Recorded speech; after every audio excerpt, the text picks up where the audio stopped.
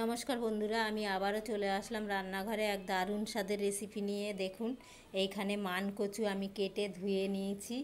এই যে এই মানকচুটা আমি আজকে কাঁচা বেটে খাবো গরম ভাতের সঙ্গে।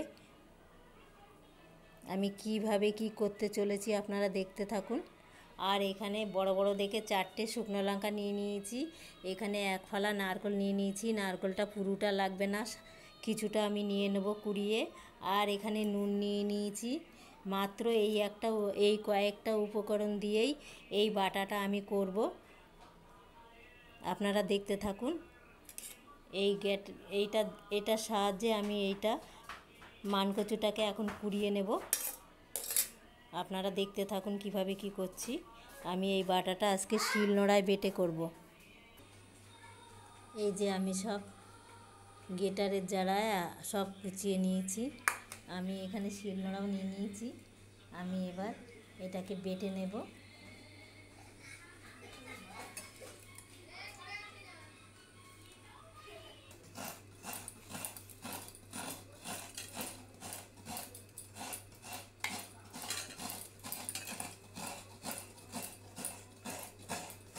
লঙ্কাটাও নিয়ে নিয়েছি, সাথে একটু নুন নিয়ে নিয়েছি, আর হাফ পেঁয়াজ কুচিয়ে নিয়ে নিলাম। আমি এবার এটা বাটবো।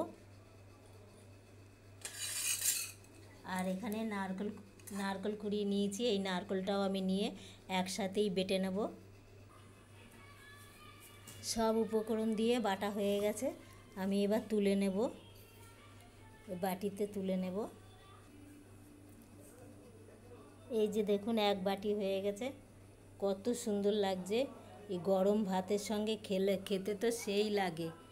আপনারাও এইভাবে করে খেয়ে দেখবেন, খুবই ভালো লাগবে।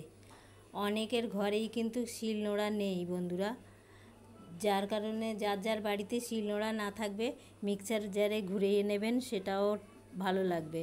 তবে বেশি সুস্বাদু হয় শিলনোড়ায় বাটলে, খুব ভালো লাগবে। আপনারা এইভাবে বেটে খাবেন। মাত্র কয়েকটা উপকরণ কি কি আছে এখানে: কাঁচা মানকচু, নারকেল, নুন, শুকনো লঙ্কা আর হাফ পেঁয়াজ কুচি দিয়ে সব একসঙ্গে বেটে আমি এই বাটাটা করে নিয়েছি। মানকচু কাঁচা বাটা খেয়ে সেই মজা। তবে কার কার ভালো লাগলো শেয়ার, লাইক, কমেন্ট করবে। এর থেকে ভালো ভালো কিছু বানাতে পারি কিনা চেষ্টা করবে। আজকের রেসিপি এই পর্যন্ত, আবার আগামী পর্বে দেখা হবে।